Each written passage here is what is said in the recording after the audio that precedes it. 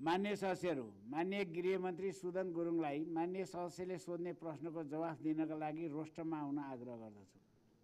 मान्य सदस्यहरू, अब प्रश्नकर्ता मान्य सदस्य विष्णुबहादुर विश्वकर्मालाई आफ्नो प्रश्न सोध्न समय उपलब्ध गराउँछु। सम्मान्य अध्यक्ष महोदय मार्फत म गृहमन्त्रीज्यूलाई प्रश्न गर्न चाहन्छु। कञ्चनपुरकी निर्मला पन्तको दिन दहाडी भएको जघन्य बलात्कार र हत्या प्रकरणमा लामो समय बितिसक्दा पनि सरकारले दोषी पत्ता लगाई न्याय दिन नसक्नुको कारण के हो? यो राज्य संयन्त्रको असक्षमता हो कि कारबाही गर्न नचाहेको उदासीनता हो? सरकारले हाम्रो चेली निर्मलालाई कहिलेसम्म न्याय दिलाउँछ स्पष्ट पार्न म माग गर्दछु। धन्यवाद। मान्य मन्त्रीज्यू। सम्माननीय अध्यक्षज्यू, गृह मन्त्रालयसँग सम्बन्धित विषयमा माननीय सदस्यज्यूहरूबाट उठाइएका प्रश्नहरूको जवाफ दिन उपस्थित भएको छु।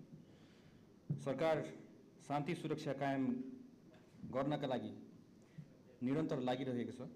यो गृह मन्त्रालयको मुख्य विषय समेत भएकोले देशमा हुने हत्या, हिंसा, बलात्कार लगायतका अपराधहरूको अनुसन्धान हामीले चरणबद्ध रूपमा गरिरहेको छौँ र माननीयज्यूले उठाउनु भएको विषय एकदमै सेन्सिटिभ छ। यो प्रश्न म हजुरलाई पनि गर्न चाहन्छु, हजुरहरू सत्तामा हुँदाखेरि किन नगर्नु भएको यो?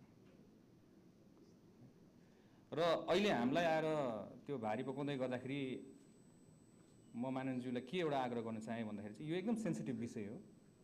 यो सेन्सिटिभ विषयलाई हामीले जहिले पनि त्यो एउटा आमाको घाउलाई कोटाको गर्ने हो कि सदनको मार्फतबाट उहाँलाई पीडा दिइराख्ने हो कि यसमा चरणबद्ध रूपमा चाहिँ सूक्ष्म तरिकाले अनुसन्धान गरेर यसको रिजल्ट दिने हो?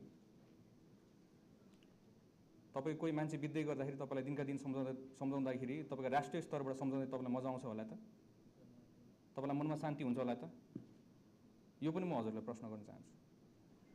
र यसमा म धेरै कुरा बोल्न सक्दिनँ, बोल्दा उचित हुँदैन होला जस्तो लाग्छ। यो अनुसन्धानको विषय हो र यसमा चाहिँ हामीले सूक्ष्म तरिकाले अनुसन्धान गरिरहेछौँ र यसलाई चाहिँ म सम्पूर्ण माननीयज्यूहरूलाई यसलाई चाहिँ अबका हाम्रो प्रतिनिधि सभा, अब राष्ट्रिय सभामा यो प्रश्न चाहिँ नउठाइदिनु हुन म हजुरलाई विनम्र आग्रह गर्न चाहन्छु। कुनै छ भने यस्तो विषय छ भने मलाई व्यक्तिगत रूपमा आएर सोध्नु होला, माननीय मन्त्रीज्यू यो के भइरहेछ कसो छ भनेर सोद्धाखेरि पनि फरक पर्दैन, यसको उत्तर मसँग छ।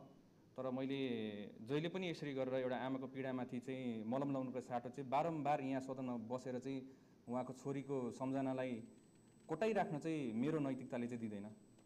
त्यही भएर मान्ज्यू माफ पनि माग्न चाहन्छु, यसको बारेमा मैले राम्रोसित उत्तर दिन सक्दिनँ होला, तर हजुरले एकछिनपछि मलाई सोद्धाखेरि म यसको बारेमा विस्तृत जानकारी दिन सक्छु।